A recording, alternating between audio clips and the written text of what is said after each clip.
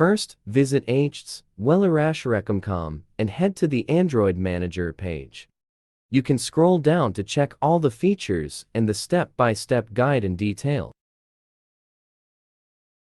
After that, click the Back to Top button. Click the Try for Free option to download it on your computer. Double-click the iReaShare Android Manager installer to install it on your computer by following the step-by-step guide.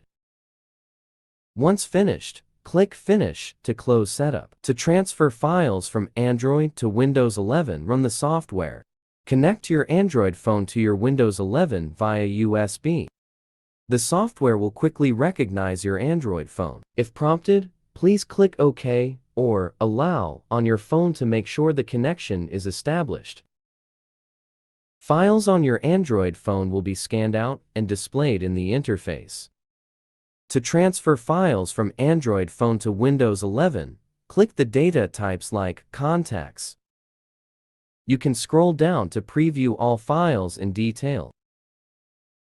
Tick off the files you want to transfer to your Windows 11, then click Export. Select the file format you want to save, then choose a location to save it. Then the chosen files will be transferred to your Windows 11.